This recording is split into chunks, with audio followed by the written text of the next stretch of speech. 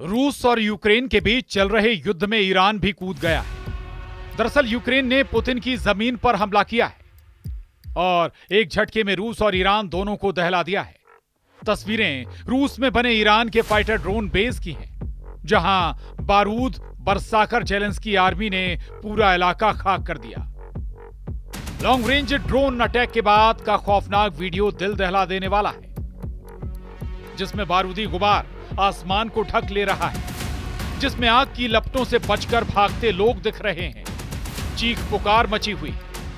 Ukraine के हमले के बाद रूस में बने ईरान के ड्रोन बेस का पुर्जा पुर्जा कबाड़ हो गया है।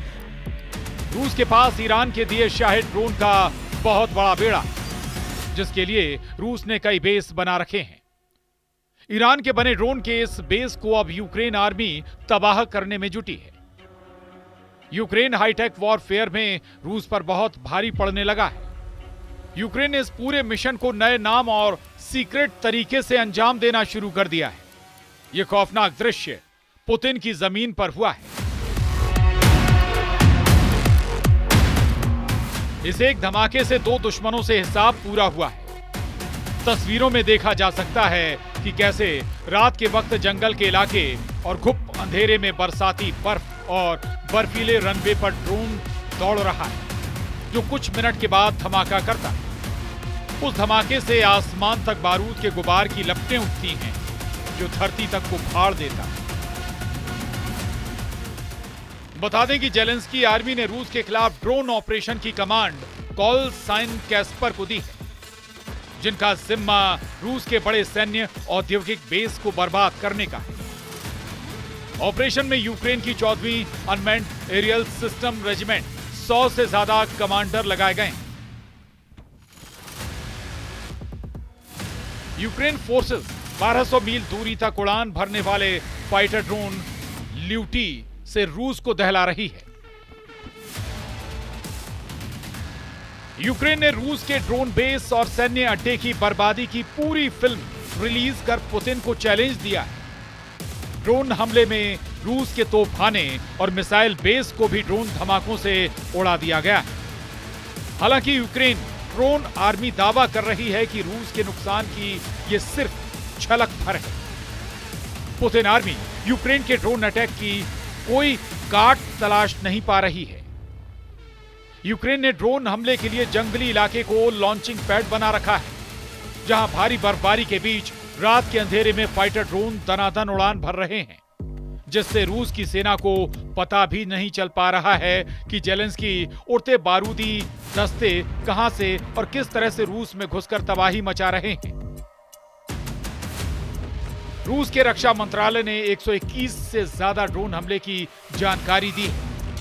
यूक्रेन ने सैकड़ों ड्रोन अटैक से रूस के 13 इलाके को निशाना बनाया।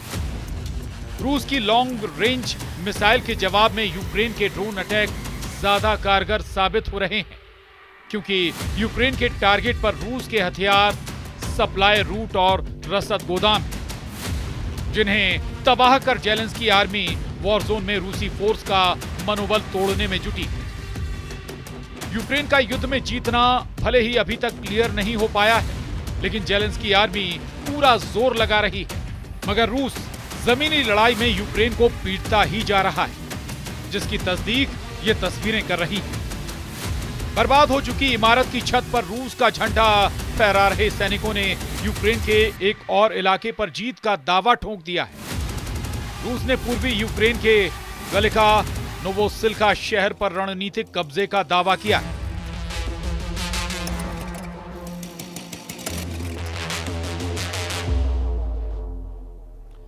रूस के रक्षा मंत्रालय के मुताबिक 5000 आबादी वाले इलाके पर पूरा कंट्रोल कर लिया गया है, जबकि यूक्रेन का कहना है कि केवल कुछ ही इलाके से उसके सैनिक पीछे हटे हैं।